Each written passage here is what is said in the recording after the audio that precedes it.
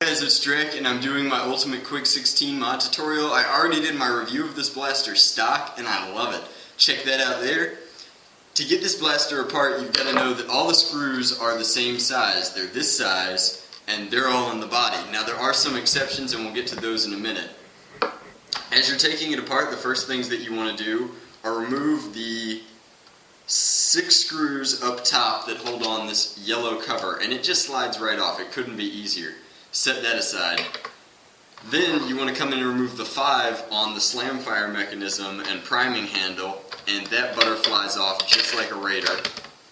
That's really easy. And it's a plastic slam fire mech. It'll be interesting to see how that attaches to the metal bar that you can see through these vents. Pretty cool. The next thing you want to do is remove all the body screws from the banana clip, which is built in, and it kind of fillets off in such a way that it's still built in, but you can see how it sort of slides down and stores darts. Pretty cool. The next thing that you want to point out is that there are 2 longer screws that hold this thing together, and they're located in the back, here and here. I guess that's for extra support to keep this spring in place when it's primed. The other thing is that there's 1 extra small screw, and that's in the smallest well near the clip. It's pretty easy to figure out when you're putting it back together. The next thing you've got to do is take this screw, which has the washer head on the top, and remove that from up here, and that attaches this to this orange piece. Once you've removed that, if you're careful, you can fillet this open with a flathead or a screwdriver of some sorts, and just gently pry apart the 2 halves, trying not to warp the plastic. Now you can see that the clip mechanism is in this side, and that's all that's on this side, and it slides out. Just set this aside and make sure you don't let this spring, which holds it level, the door, in place. Set that half aside, and now you can get a good look at your internals. This piece here comes off, and that's what attaches to the clip feed, and we can see that after this it's got a new sort of dart tooth, which is really cool. I hope it works better than the old system. Instead of popping up, it's a door that flaps down. That's a little bit like the Alpha Trooper.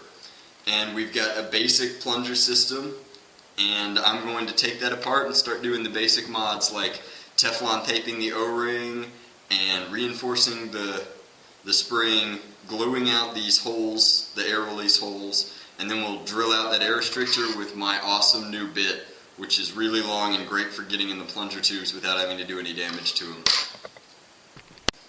Alright, so I removed the entire plunger assembly the same way I do in the Raider by taking out the 2 screws up here, which are a different size than anything else, so keep track of those somewhere different.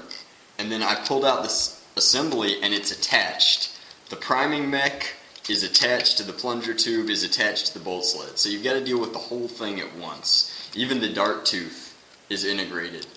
So what I'm going to do now is, the air seal is great as is, but I'm still going to put a little bit of Teflon tape under here, and I'm going to come in with my bit and drill out that air restrictor, and it's the new kind of air restrictor, so that'll be interesting. And I'll show you guys how that goes. There's the air hole. It's kind of hard to see, but it's right there, and it's only on that one side, but I'm going to cover that up with some E-tape or some glue, and it ought to be really great. We should see some improvements in range. Alright, so here are the completed mods on the plunger tube and basically all the internals. Here is where I just hot glued over that air release hole. That worked really nicely. And then you can see that I folded over my Teflon tape and did 1.5 wraps. You can barely see the white Teflon tape under that O-ring, but it's an almost perfect seal.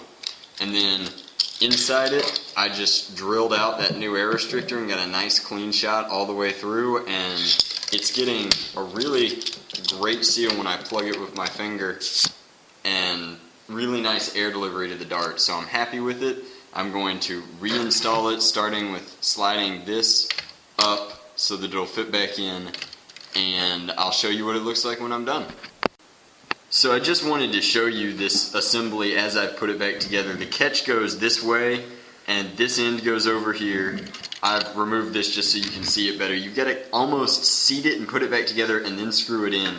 But that's how the plunger tube goes, and the spring is different diameters on either end. And the one with the more coils on it goes in the back, and this one fits up here really well. But the catch spring needs to be tucked in last, and everything should fit back nicely, and then that's when you come in with this yellow piece and tuck that on to finish it, and then I'll seat it back together. Guys, so here's the finished Quick 16 mod. You can see that I've left the yellow cover off just because I want to show you what it looks like without the yellow cover on.